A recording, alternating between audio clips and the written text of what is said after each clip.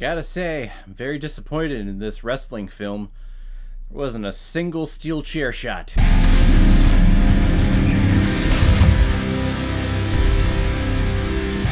Vision Quest, released in 1985 and has absolutely nothing to do with the MCU, and is directed by Harold Becker, who is also behind such films like Taps, The Big Town, Sea of Love, and Mercury Rising. And this film is starring Matthew Modine, Linda Fiorentino, and Michael Schofling. And it's not starring Paul Bettany. I already made a reference to it, but seeing the title of this movie, it made me think of, oh yeah, they're supposed to be doing a Vision TV series eventually in the MCU with Paul Bettany, because he's the white Vision now, he's not the colorful one. You know, whatever Marvel is doing with their TV series going forward, I don't know. They're probably just wrapping it all up and like, okay, let's just move on to the next phase because this multiverse thing is not working. Don't know why I'm talking about the MCU for this movie because it's not a superhero film at all, so I'm going to stop talking about it. What I am going to talk about is the reason why we're talking about Vision Quest today is because it was a PayPal recommendation and donation from a longtime contributor and supporter of this channel, Dr. Camp. Thank you so much for the recommendation. This was part of your bundle that you sent in at the end of 2024. So this whole first quarter, we're getting to all of your recommendations, along with a couple other people who also sent in recommendations at the end of last year. But I decided to take the month off in November to recharge this and all the fun mental health stuff. So here we are, talking Vision Quest. Thank you very much. If anyone else out there also wants to be like Dr. Camp and help support me and contribute to this channel, you can select the QR code that is in the bottom left corner of your screen right now. Send over your donation of $5 or more with your movie recommendation, and if I have access to it, I will watch it, review it, and give you a little shout out, just like what I did with Dr. Camp here. Luden Swain is an 18-year-old wrestler at Thompson High School that just turned 18 and feels like he has done nothing with his life. Yeah, you're 18. You've done nothing yet. So after having what the Native Americans call a vision quest and finding something that is truly meaningful in this life, Swain decides to drop 2 weight classes in the wrestling division to take on one of the top wrestlers in the state to inspire the school. So the whole movie is him training, wearing the sweatsuits so that he sweats and gets all the weight off, and he's working a job.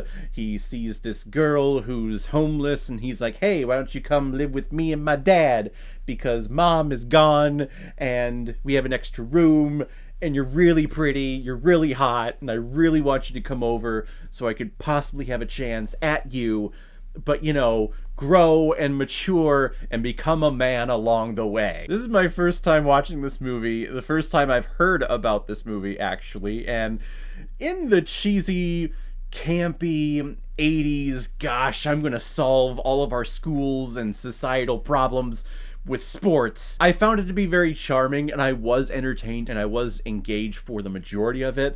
But stepping back, outside of watching it and just thinking about it, like, this is very silly, and it belongs in the 80s. Ah, high school, the time where winning a state championship in wrestling was a big fucking deal. You remember those days when going to your high school sporting event was like, hey, that was the best thing.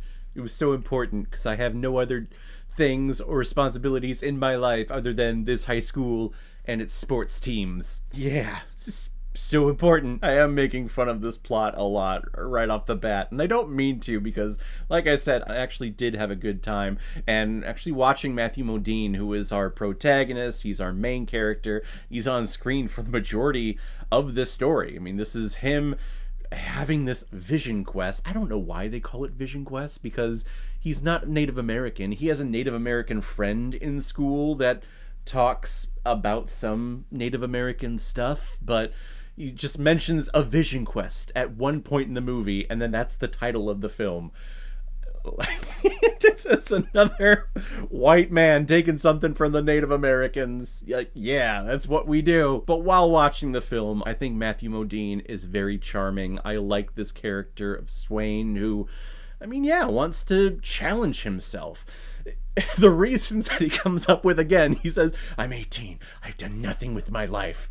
Like, you're a fucking kid. Chill out. Give yourself a break, which was unheard of in the 80s, by the way. But it is kind of inspiring to see someone decide, you know what?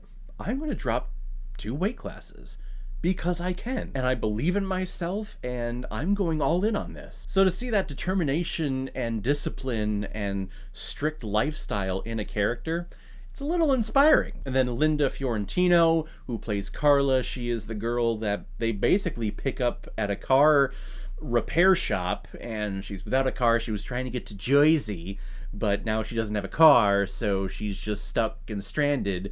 So she moves in with them basically for a couple of weeks, couple of months, and it's through her being a womanness and her sexiness that sparks, you know, it sparks the happiness inside of Swain to keep going and to keep pushing himself. It's a typical 80s coming-of-age story for a teenage boy, you know, just getting inspired by a hot girl, which, you know what?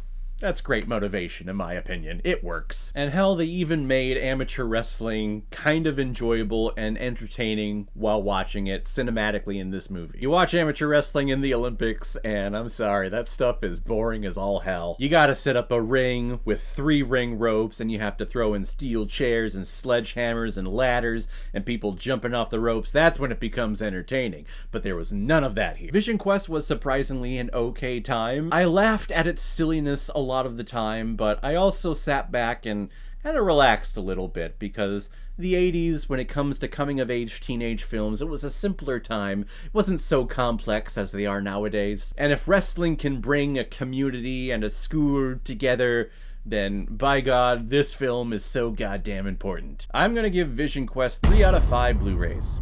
Not exactly what I had in mind, but not bad. So guys, if you've seen Vision Quest, what did you think about it? Or if you've never seen it before and you stumbled across it because of this video, then comment below and let me know what you thought about it. And as always, if you like what you see here, if you like my take on movies, then hit the subscribe button and make sure you hit that bell. See you all the next time I release my next movie review. So guys, I will see you next time on the channel, but in the meantime, be well, be good to each other, and go watch a movie.